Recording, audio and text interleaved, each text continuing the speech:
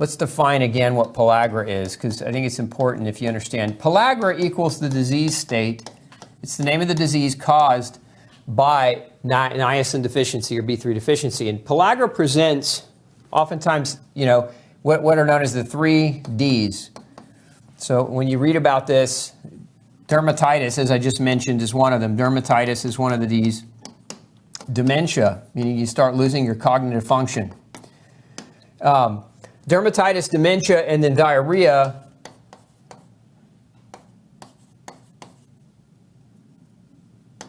are what are known as the 3 Ds of pellagra. And then, of course, the 4th D is death, because this is something that can absolutely kill you if you don't figure out what's going on. So it's important to know that niacin deficiency classically, late stage, will manifest with these types of things. So a person will start to lose their cognitive function, so their brain, their thoughts, their ability to remember will start to decline.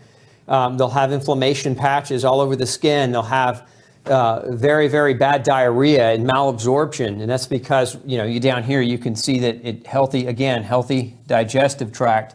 Niacin plays a role in that. It helps generate the energy that helps the cells in the GI tract turn over properly. So without that, they don't work, and you start to develop that diarrhea. Well, what does diarrhea cause? It causes malabsorption, and that malabsorption leads to more nutritional deficiency, which leads to deterioration even further.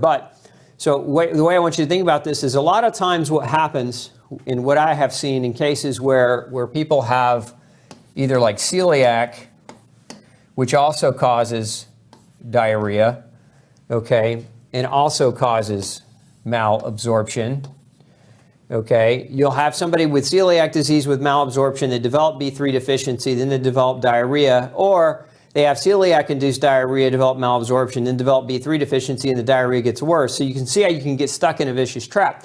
And if you are celiac and you're struggling in this way, and you're not getting your nutritional values measured and tested, it could very well be, even if you go, so once when you're celiac, if you go gluten-free, you can go gluten-free, but going gluten-free doesn't stop the diarrhea. It won't stop the diarrhea if the malabsorption led to a vitamin B3 deficiency. You will still be vitamin B3 deficient and continue to have diarrhea. And so some people going gluten-free that have been celiac disease continue to struggle because their doctors don't have the knowledge, the nutritional background to check them appropriately for these deficiencies. And so they end up in this trap where they think they've changed their diet, or they know they've changed their diet, and they think they should feel better as a result of that, but they continue to struggle until the greater and greater disease continues to be more and more pervasive. And you want to try to avoid that, because again, that 4th D, right? We don't want this, obviously. I mean, we don't want that 4th D of pellagra. So very important a lot of times, again, with people with gluten sensitivity, because niacin deficiency can cause malabsorption and gluten can cause damage to the gut that causes malabsorption. There's this overlap, and people can get trapped in that middle. We also know that niacin regulates cholesterol. Now, if you're a fan of cholesterol, of checking cholesterol and worrying about cholesterol, I'm not. And I don't have time to get into that tonight. I think high cholesterol is one of the biggest myths in the healthcare arena ever been perpetuated by mainstream medicine. That's my opinion, and you can check more out about that if you're hearing this for the first time and it's like, what do you mean not looking at cholesterol? I have a video called The Cholesterol Myth. You can go back and check that out in one of my past shows. But niacin lowers cholesterol. It's actually, as a drug, niacin has actually been it's been put into prescription drug form. There are several different versions of prescription niacin. Why? Doctors are now using it to lower cholesterol. Because niacin, what does it do? Let's make some room here. Niacin can reduce LDL. It can reduce VLDL. Now, LDL is oftentimes what doctors refer to as bad cholesterol. I don't believe LDL is bad. Again, we're not going to get into that tonight. VLDL it stands for very low density lipoprotein, but very bad is what very bad cholesterol. So it lowers these two. Niacin has also been shown to lower triglycerides. So if you struggle with elevation in triglycerides, triglycerides are fat in your bloodstream.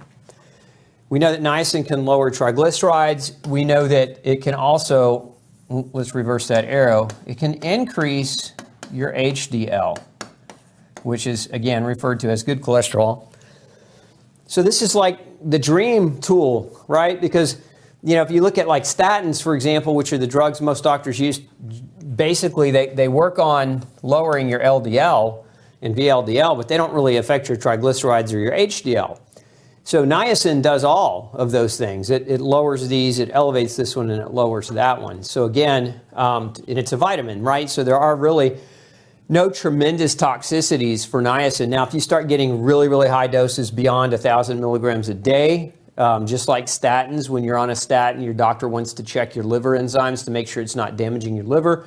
Same thing, too much niacin for too long a period of time can elevate liver enzymes. So again, if you're taking this route, you should know that. Ask your doctor to make sure that that's being monitored, because if your liver's taking on damage, whether you're on the medicine or whether you're on the vitamin, it's still not a good thing. We don't want that to happen to you. So LDL, VLDL, triglycerides, and HDL.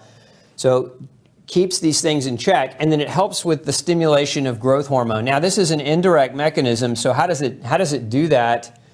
It does it by doing this. So if your triglycerides are high, so lowering your triglycerides helps by default increase and improve growth hormone secretion, because elevated triglycerides, so high triglycerides, so if we reverse this arrow, high triglycerides inhibit growth hormone secretion. This is why people that are obese, that have high triglyceride levels, have a really hard time with exercise, because their muscles are breaking down. They're trying to exercise, but they're not making growth hormone that's going to help them heal and repair from that exercise. So it's important that we don't have high triglycerides. So when you're running that test, or you're asking your doctor to run that test, oftentimes the new lab reference ranges, the newer ones, will tell you that 150 or less is normal. I would say scratch the 150, look at it, try to get it to 75 or less in terms of your total triglyceride count, so that, again, that you're maximizing your ability to produce and secrete growth hormone. And then we also have development and the protection of the nervous system. There are massive studies on niacin in the brain and the nervous system, and a lot of it has to do with the role that niacin plays in producing or helping. Niacin can help in multiple kinds of reactions. About 400 chemical reactions that we know that niacin helps with, and many of those are neuroprotective. And actually, one of my, he doesn't know it, he passed away. He was one of my mentors, meaning I read everything he ever wrote. I read all of his books, but his name was Abram Hoffer. He was a brilliant psychiatrist, and he found that by using niacin, by using high-dose niacin in patients with schizophrenia, many of them improved dramatically, right? So he hypothesized there was a substance in the brains of schizophrenics called adrenochrome. They produce too much of it. Adrenochrome is a byproduct of adrenaline. And he hypothesized that vitamin B3 and vitamin C would help to reduce that aggressive adrenochrome, because this adrenochrome is a hallucinogen, so it creates like a hallucinogenic effect. And so he used in many of his patients vitamin B3 in high doses, vitamin C in high doses, reduced that and reduced their hallucinations and improved their sanity. And he was one of the first to ever do this. Actually, he was the first to ever do this, and he wrote a number of papers, a number of research studies, and he published a lot of research. He's actually one of the doctors who created the double-blind randomized placebo-controlled trial. And he's got a very interesting story, Dr. Hoffer. But very, very brain protective niacin in schizophrenia, but not just schizophrenia. We also see there's a lot of research that shows that niacin is protective in diseases like Huntington's chorea, which is a genetic type of neurological degeneration.